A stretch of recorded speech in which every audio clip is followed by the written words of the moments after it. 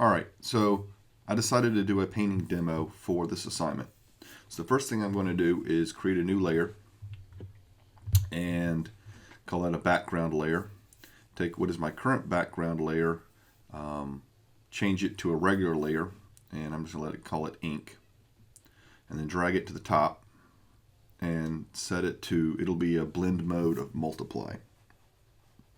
What that'll do is the black lines will show through, but any color or other information below that layer will show through. So we'll basically just have the ink lines on top of the painting that we're going to do.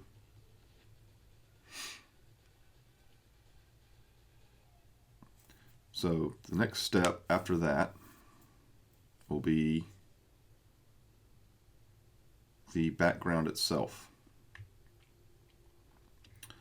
So dragging that background below the paint layer. So we have ink, paint, and then background.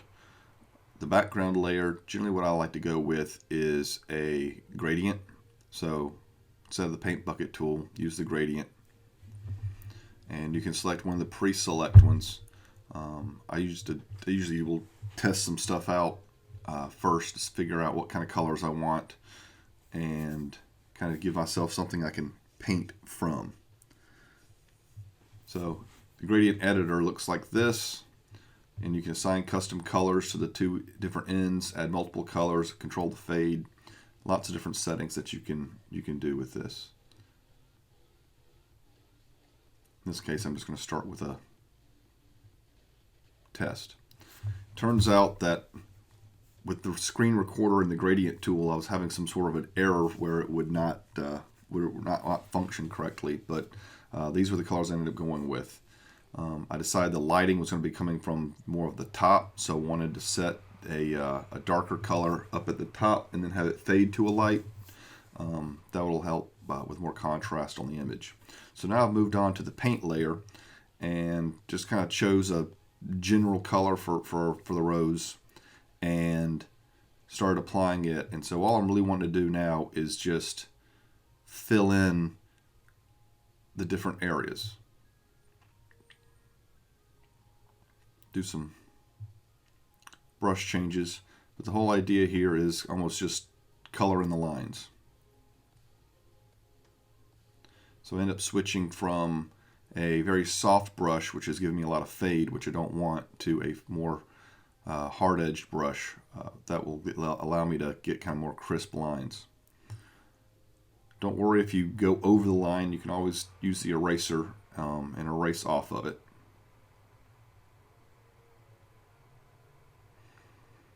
But pretty much just laying a foundation base color just to get everything kind of colored in.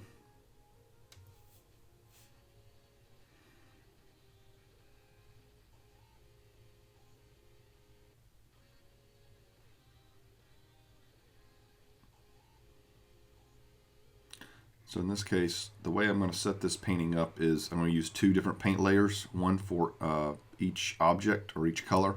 So in this case, I know I'm going to have a green for the leaf, and then I'm also going to have this pink reddish for the flowers. And what I'm going to do is fill in all of one color first, and then I will go and add another layer and add that for the second color.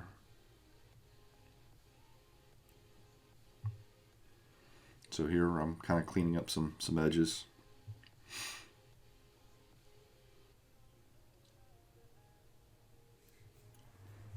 Go ahead, add a second layer. Go back to my swatches, my brush, and see what kind of color that is, how it looks.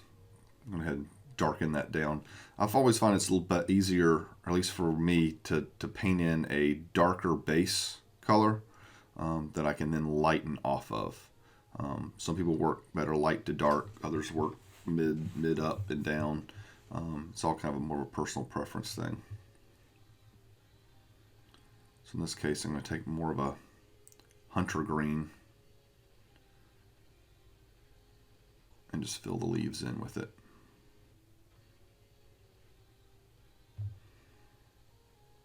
Again, it doesn't have to be exact.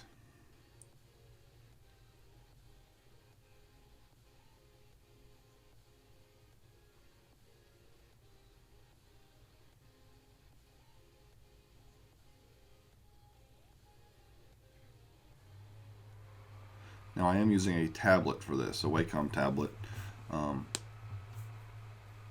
It's perfectly possible to do this pretty easily with a mouse as well. It's just sort of like making selections.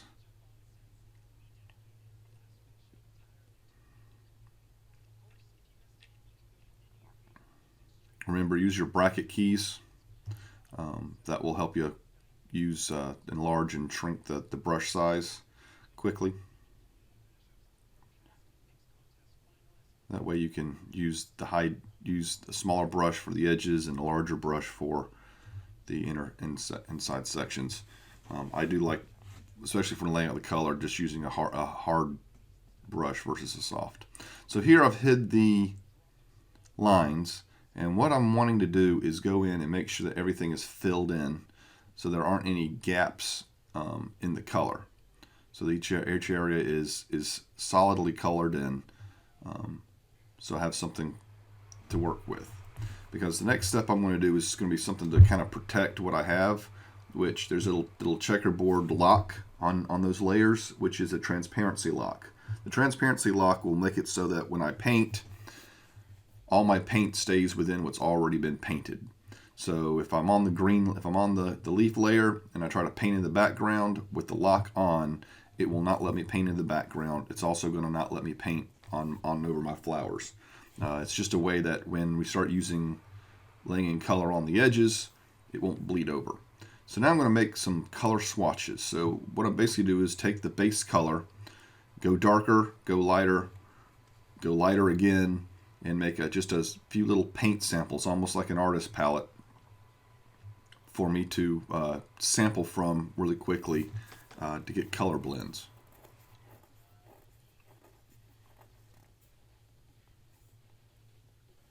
I'll just keep my layers nicely organized.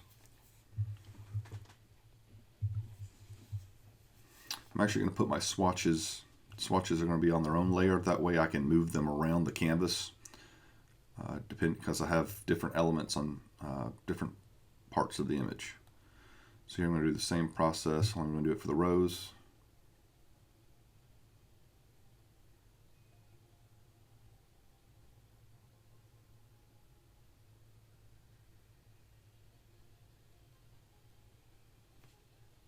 And then I like to work from dark to light. So I'm going to go ahead and where the hatching in the image is, I'm going to start laying in darker tones just to kind of create more contrast in those areas, create a little more depth.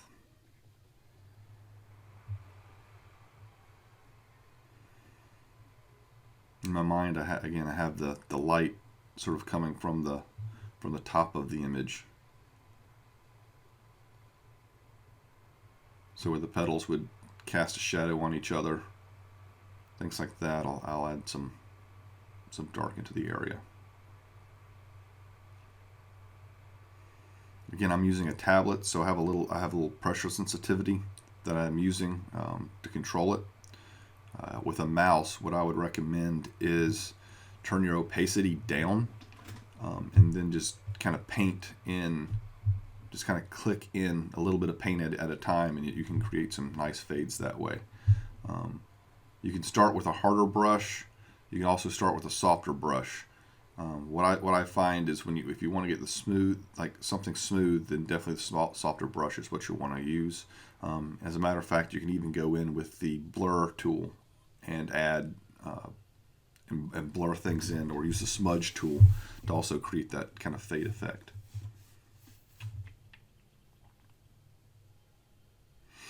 So here I'm just kind of layering highlights on top of other highlights, just kind of building up different tones to create more of a rendered element.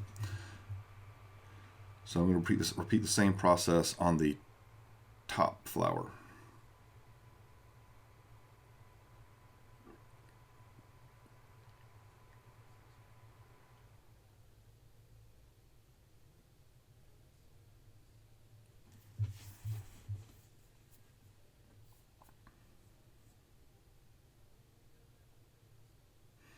Just filling it in one section at a time.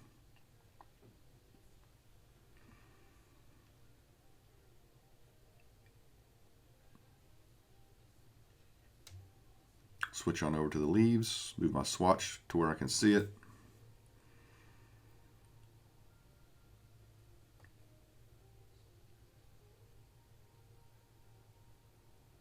And then just start filling in the tones.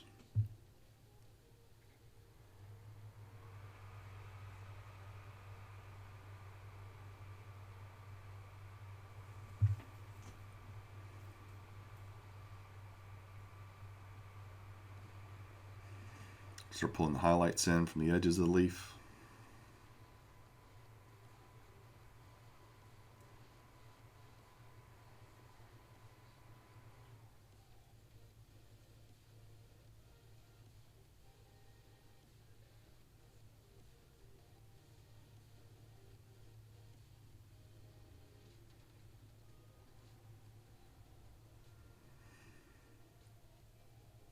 Put a little extra shadow on at the ends of those leaves, since it's going to be at the very bottom of the image, bottom of the drawing.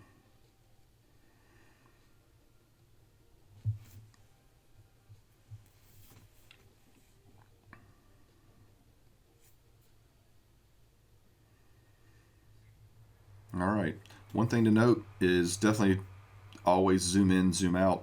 I would say observe at least at 50% size. Every once in a while, just to see how the image is coming along, see if there's anything that needs attention. So this last section here, what I'm going to do is use some adjustment layers. So hue, saturation, and then eventually a curves or brightness contrast.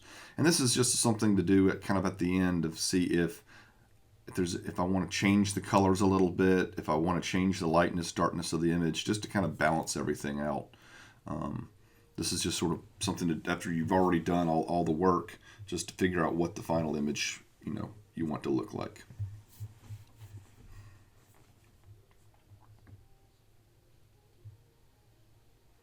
So for the second image, what I'm going to do is I use a different process, and this one I only have two layers at the moment. One is the drawing layer, and then the other one is the shade.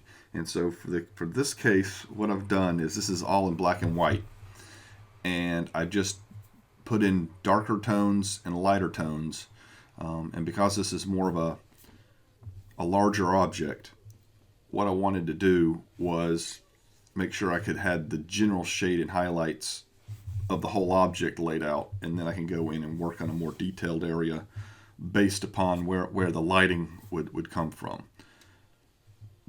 So the idea here is I'm just going to work on this paw, and I want to make sure I select a not quite white light gray and a not quite black dark gray, and then I'm using the X key to alternate between the two, and just kind of lay in the highlights and shadows of this paw. This would be a process that I would repeat through the rest of the drawing, after I had my general highlights and shadows kind of laid out. So the idea here is not for this to be a black and white drawing, but I'm going to use Photoshop's a color layer in order to lay it on top of these grays. And here I'm going to select, we'll select the colors. But by using a new layer that's set to color mode, I can go in and just basically paint, and it's going to use the values of the grays in order to adjust the values of the color. So here I'm going to go ahead and lay in a background, the gradient background, and I can look and see how I was using a white background before, and now I can definitely tell where there is not paint. And what I need to do is make sure that I have this whole hand, this whole paw, filled in with color so that it's solid, it's opaque. So clean up the edges, filling in some more highlights.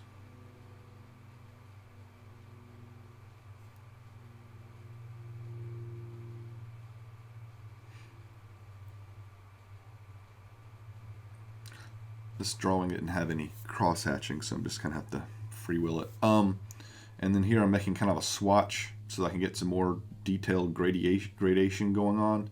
So I took my light gray and then I took my dark gray, and I'm just kind of scrubbing between the two of them. And what that's going to give me is some extra values I can work with and sample from. And that way I can create a smoother transitions in areas between these two.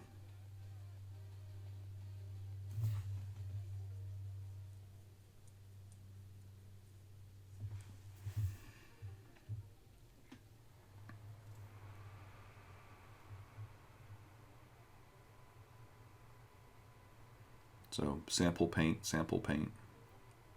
Just work from one direction to the other.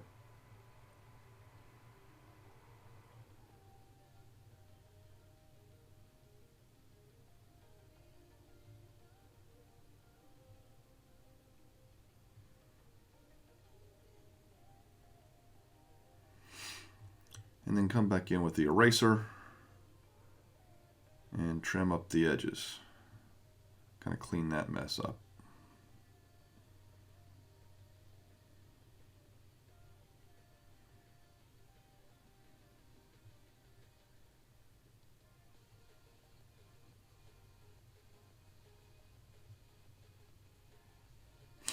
All right, so now all nice and clean.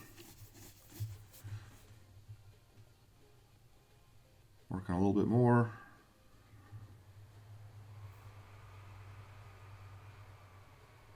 And let's add another layer. It's going to be our color layer. Set the blend mode to color. And then let's pick a good one with a blue. So I'm just going to paint over with this blue color. And you'll see that the highlights and the shadow is already still built into it.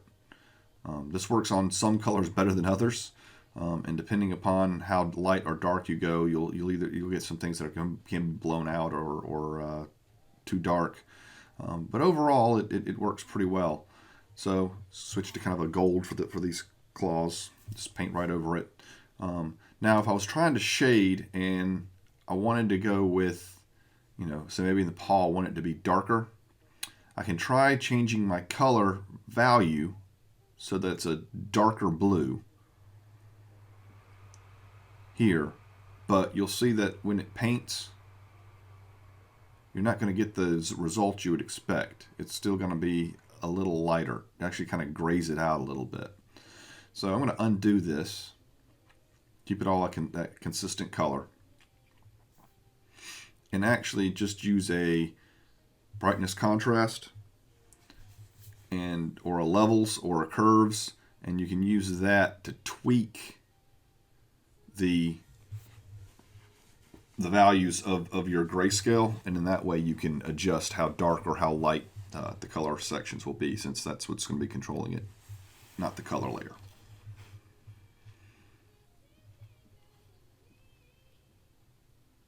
So you can go real dark, you can go lighter, you can go high contrast, low contrast. So all this is done sort of at the end.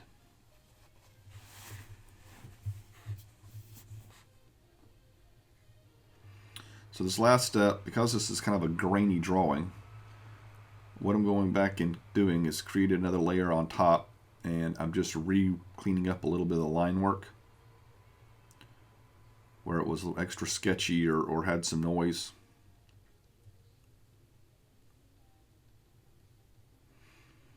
I generally say that if you're using any sketches or anything like that, the first thing you should do is run a brightness contrast or a levels on the image, so that you can get rid of any extra noise or dirt spots or inconsistencies in the image. And I'm just going to go ahead and rid of some of these really sketchy strokes and other dark spots and splotches that are looking around in the image. So just kind of clean it up.